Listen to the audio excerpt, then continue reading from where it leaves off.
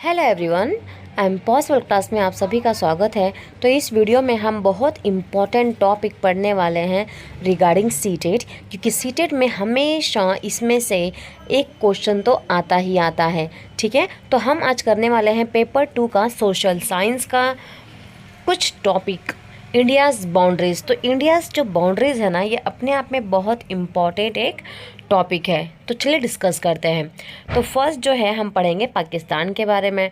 तो पाकिस्तान जो है वो 14 अगस्त 1947 को आज़ाद हुआ था। ठीक है, तो जो हमारा इंडिया है ना, जो पाकिस्तान है, वो इंडिया के कौन से स्टेट के साथ बाउंड्री शेयर करता है? तो गुजरात, राजस्थान, पंजाब, जम्मू एंड कश्मीर। ठीक है, तो ये जो बाउंड्री शेयर करने वाला जो टॉपिक है ना, वो इम्पोर्टेंट है, वो हमेशा आपको एग्ज़ाम में देखने को मिलेगा ही मिलेगा।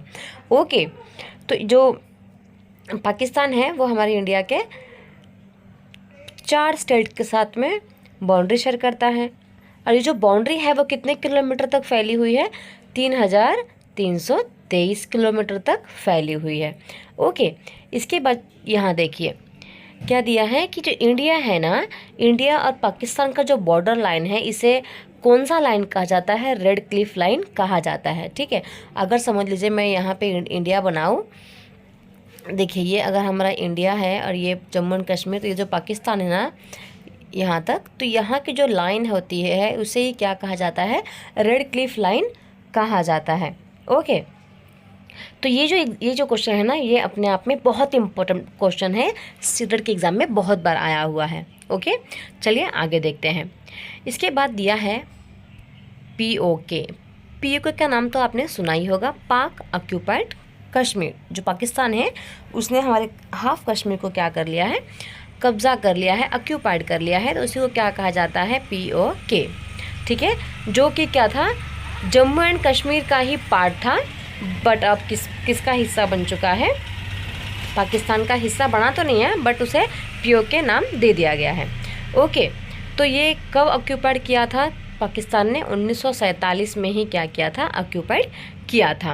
ओके, अब जो POK है और जो जम्मू एंड कश्मीर है, उस एरिया को क्या कहा जाता है? उस एरिया को कहा जाता है लाइन ऑफ कंट्रोल, मतलब कि LOC। ठीक है, जैसे कि मैं यहाँ पे जम्मू एंड कश्मीर बना दूँ, तो ये लद्दाख हो चुका है आधा पार्ट, ये आधा लद्दाख और इतना जम्मू एंड कश्मीर। ठीक है, तो इतना जो हाफ पार्ट है ना, उसे क्या कहा जाता है? LOC कहा जाता है, line of control. Okay,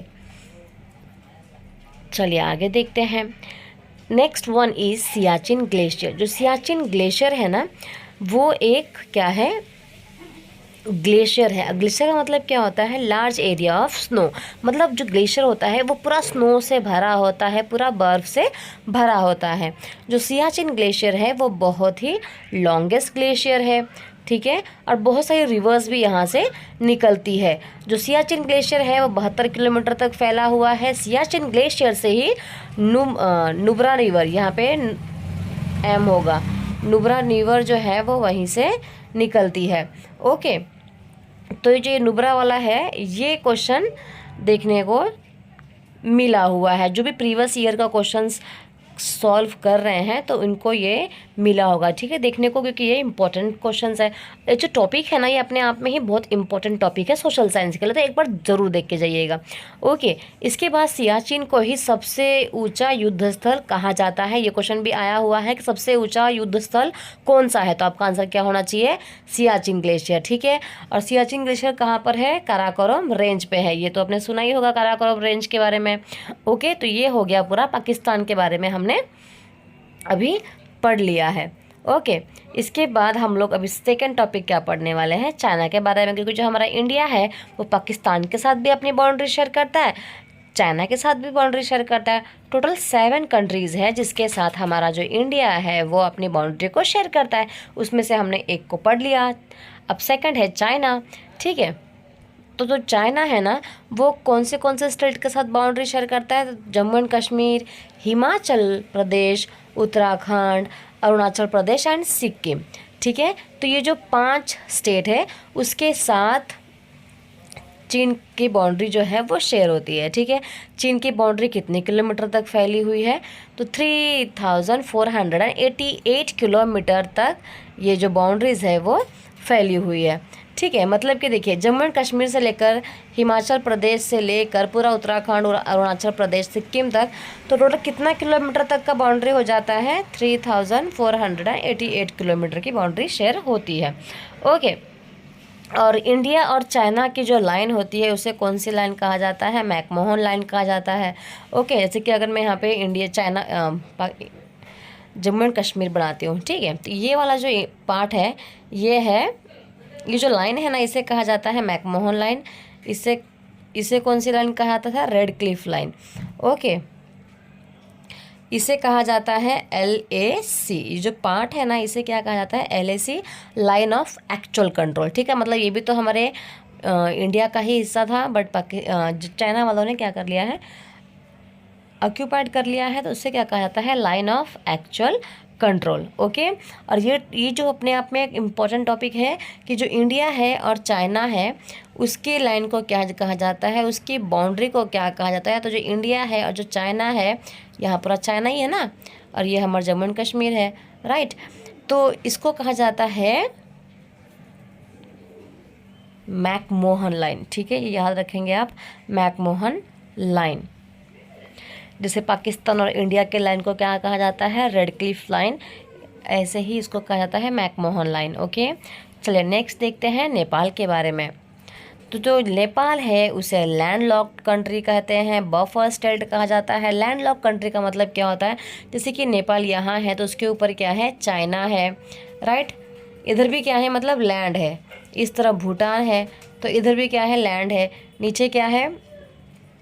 Nepal के जस्ट नीचे है इंडिया है, और उसके बाजू में भी दूसरा कंट्री है, राइट, मतलब चारों तरफ क्या है?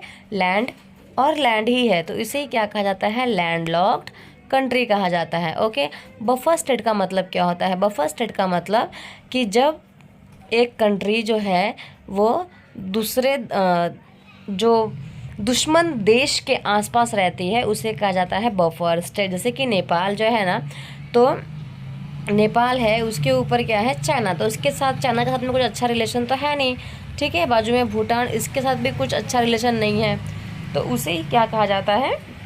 Buffer state. मतलब दो दुश्मनों के बीच में जो स्टेट होता है उसे कहा जाता है बफर स्टेट। ठीक है, तो ये क्वेश्चन आया हुआ था कि जो नेपाल है वो कैसा कंट्री है।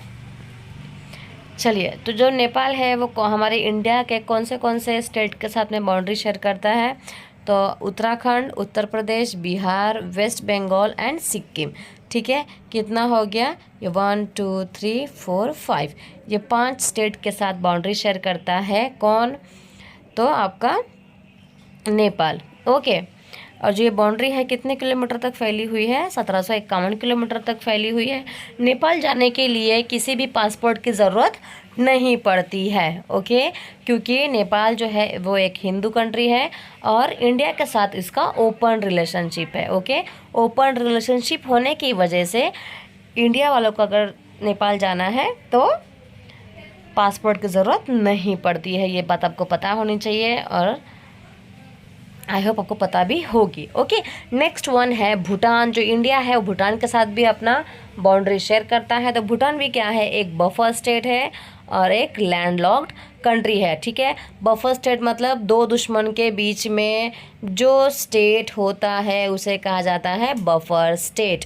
ओके, लैंडलॉक्ड कंट्री का मतलब होता है यहाँ पे कंट्री है, चारों तरफ क्या है? लैंड लैंड लैंड है, उसे कहा जाता है लैंडलॉक्ड कंट्री। आई होप आपको समझ में आ गया होगा। और जो भूटान है वो कितने किलोमीटर तक की बाउंड्री शेयर करता है? 699 किलोमीटर की बाउंड्री शेयर करता है। ओके, चलिए नेक्स्ट देखते हैं बांग्लादेश के बारे में। 5th one is Bangladesh. Okay, colour change कर लेते हैं, कब से एक ही कलर यूज़ कर रहे थे हम लोग। तो जो बांग्लादेश है पहले इंडिया का ही हिस्सा हुआ करता था, ये तो पता ही है। 1971 में बांग्लादेश क्या हुआ? स्टैब्लिश हुआ। ओके, जो बांग्लादेश है वो कौन से स्टेट के साथ में अपनी बाउंड्री शेयर करता है? तो वेस्ट बंगाल, असम, मेघालय, त्रिपुरा एंड मिजोरम, ये जो 5 स्टेट है उसके साथ में अपनी बाउंड्री को शेयर करता है। ओके, और ये जो बाउंड्री है वो कितने किलोमीटर तक फैली हुई है, तो 4096 किलोमीटर तक फैली हुई है। और सबसे लंबी जो बाउंड्री शेयर करता है वो बांग्लादेश ही है। ओके, तो ये एक इम्पॉर्टेंट क्वेश्चन है अपने आप में, एग्ज़ाम में बहुत बार आपको देखने को मिला होगा। जो भी प्रीवियस ईयर सॉल्व कर रहे हैं उनको देखने को मिला होगा। सबसे लंबी बाउंड्री कौन सी कंट्री करती है, तो बांग्लादेश करती है। ओके, कितने किलोमीटर की करती है भाई, तो 4096 किलोमीटर तक की बाउंड्री शेयर करती है। कौन से स्टेट के साथ करती है, तो वेस्ट बंगाल, असम, मेघालय, त्रिपुरा एंड मिज़ोरम। ये बहुत इम्पोर्टेंट है, ये आपको याद ही होना चाहिए। Okay, next one is 6th one is Afghanistan. तो अफ़गानिस्तान जो है ना, वो अफ़गानिस्तान और इंडिया की जो लाइन है ना उसे कहा जाता है डूरंड लाइन। ठीक है, इंडिया है और इसके बाद में जो अफ़गानिस्तान की जो लाइन है ना, जो बॉर्डर लाइन होती है, उसे कहा जाता है डूरंड लाइन। ओके, तो ये है डूरंड लाइन, याद रखेंगे। ये जब मैं 2019 में जब मैंने दिया था एग्ज़ाम तब ये आया हुआ था, इसलिए मैं आपके साथ ये शेयर कर रही हूँ। ओके, और कितना लेंथ, कितने किलोमीटर तक की बाउंड्री शेयर करता है, तो सिर्फ 106 किलोमीटर की बाउंड्री शेयर करता है, जो कि सबसे कम बाउंड्री है। ओके, सबसे कम बाउंड्री कौन शेयर करता है, तो भाई अफ़गानिस्तान करता है। सबसे ज़्यादा कौन करता है, तो सबसे ज़्यादा बांग्लादेश करता है। ओके, और जो अफ़गानिस्तान है ना वो सिर्फ जम्मू एंड कश्मीर के साथ में ही अपनी बाउंड्री शेयर करता है। ओके, क्योंकि ना जम्मू एंड कश्मीर, जैसे कि अगर मैं जम्मू एंड कश्मीर को बनाऊँ, यहाँ पे कुछ हार्ट शेप में ही हमारा जम्मू एंड कश्मीर है और इतना पूरा तो पाकिस्तान ही है, और फिर यहाँ से थोड़ा सा अफ़गानिस्तान ऐसा निकला हुआ है। ठीक है, तो 106 किलोमीटर, याद रखेंगे आप, 106 किलोमीटर की बाउंड्री शेयर करता है। कौन करता है, अफ़गानिस्तान करता है, जो कि सबसे कम है। Okay, last one is Myanmar. तो म्यांमार जो है वो भी हमारे इंडिया का ही पार्ट था। ओल्ड नेम जो है म्यांमार का वो है बर्मा। इस्टाब्लिश कब हुआ, 1937 में इस्टाब्लिश हुआ। कौन से स्टेट के साथ में अपनी बाउंड्री शेयर करता है, तो अरुणाचल प्रदेश, नागालैंड, मणिपुर एंड मिज़ोरम। ठीक है, इनके साथ ये क्या करता है, बाउंड्री शेयर करता है। कितने किलोमीटर की बाउंड्री शेयर करता है, तो 1643 किलोमीटर। ओके, तो 1643 किलोमीटर तक अपनी बाउंड्री जो है वो शेयर करता है। तो ये थे टोटल 7 कंट्रीज़ के नेम जिसके साथ इंडिया जो है अपनी बाउंड्री को शेयर करता है। तो ये जो टॉपिक है बहुत इम्पॉर्टेंट टॉपिक है सीटेट में। इसमें से आपको एक ना एक क्वेश्चन तो ज़रूर देखने को मिल ही जाएगा। ओके, तो इसको आप अच्छे से एक बार पढ़ लेंगे, लर्न करने की ज़रूरत तो है नहीं, बहुत इजी है, तो सिर्फ एक बार पढ़ लीजिए आपको आ जाएगा। ओके, और ऐसे ही मैं एसएस के रिगार्डिंग वीडियोस बनाने वाली हूँ कंटिन्यूसली। आपको एसएस के रिगार्डिंग वीडियोस इस चैनल पे मिलते रहेंगे, तो इसके लिए चैनल को सब्सक्राइब कर ले और लाइक कमेंट शेयर भी ज़रूर करें। ओके, मिलते हैं नेक्स्ट वीडियो, तब तक के लिए बने रहे आई एम पॉसिबल क्लास में। Thank you so much everyone.